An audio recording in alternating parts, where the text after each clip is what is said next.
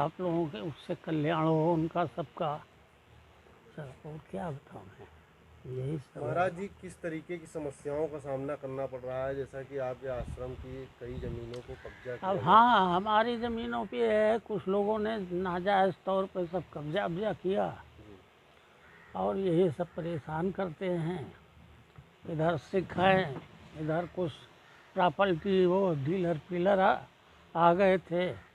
यही सब जो है, यही हमारा सब नुकसान हो सब। महाराज जी, अखिल भारत हिंदू महासभा के पदाधिकारी आपके बीच में आए, आपको कैसा महसूस हुआ? हमको और बहुत उनके बढ़िया बीच में लगा। किस तरीके की आगे की लड़ाई लड़ेंगे? बस अब हम इनके साथ हैं, जी। इन्हीं के साथ हम भी अपना करेंगे।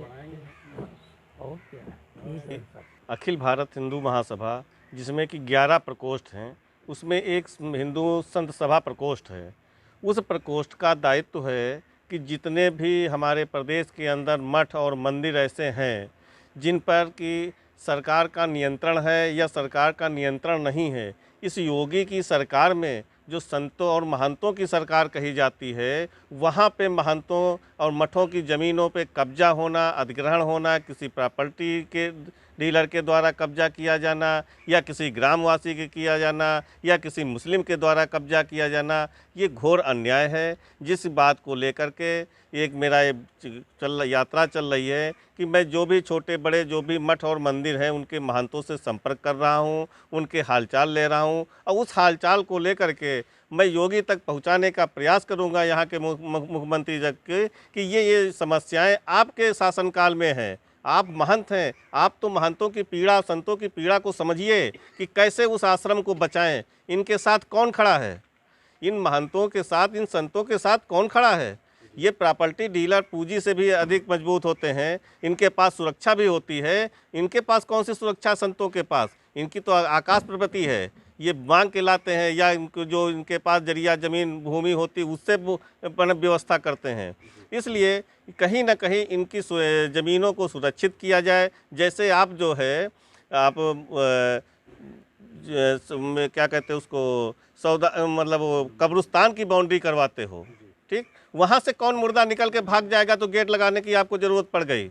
भाई कब्रिस्तान से कौन सा मुर्दा निकल के भाग रहा है जो गेट लगा के ताला लगा रहे हो, उसकी बाउंड्री करा रहे हो। यहाँ की जो मठों की ज़मीनें हैं वो सुरक्षित नहीं है, अगल बगल के लोग कब्जा कर रहे हैं, उनकी बाउंड्री करवा करके उसको एक गेट लगा दो तो कम से कम एक विवाद खत्म हो जाएगा। जितने संत महात्माओं की हत्याएं होती हैं प्रॉपर्टी को लेकर के, ये समाप्त होंगी। इसी को दृष्टिगत रखते हुए हमारा ये अभियान चल रहा है कि हम सभी मठों में जाएंगे और सभी महंतों से, संतों से मुलाकात करेंगे, उनके हालचाल लेंगे और उनकी समस्याओं को सुनेंगे और शासन तक पहुंचाएंगे। सर, स्वतंत्रता दिवस के अवसर पर कहाँ कहाँ आपने झंडारोहण किया, किन किन प्रकोष्ठों के पदाधिकारियों से मुलाकात किया?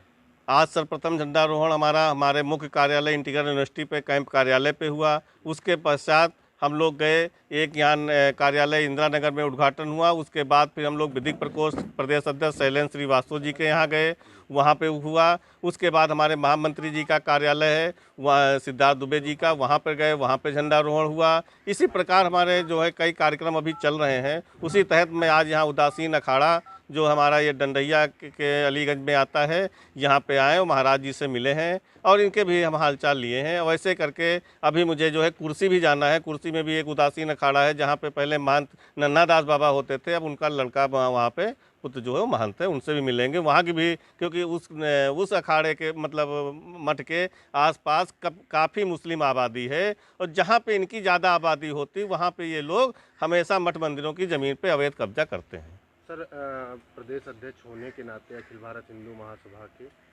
किस तरीके का संदेश देना चाहेंगे प्रदेशवासियों को और देशवासियों को? स्वतंत्रता दिवस के शुभ अवसर पर सभी देश और प्रदेशवासियों को बहुत बहुत बधाई देता हूं। साथ में ये भी कहता हूं कि ये जो स्वतंत्रता है, जो मुझे आज़ादी मिली है, ये आज़ादी अभी अधूरी है।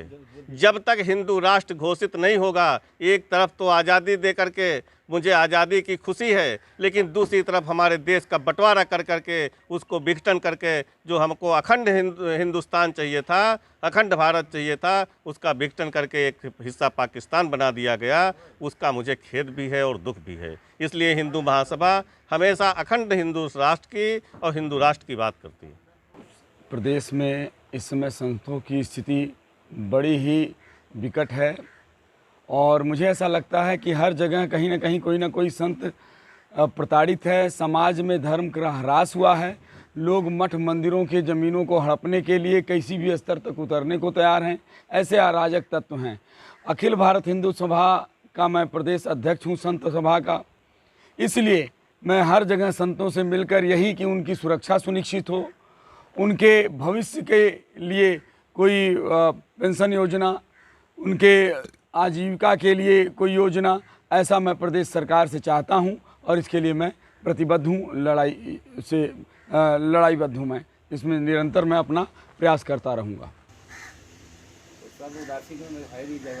संतों के आश्रय स्थल वो क्या देखिए बाहर बना हुआ, जब आप आए अंदर में मंदिर बन रही है और इसको ऊपर बनाना भी है। 2-4 आसन की शहरों में बहुत आवश्यकता है इसकी। मैंने बिल्कुल, आप कभी भी कभी जी जी जी जो है कभी कभी रैली हुआ, कभी आंदोलन हुआ तो कम संताए रहे। बिल्कुल बिल्कुल वो सारी जिम्मेदारी मेरी रहेगी।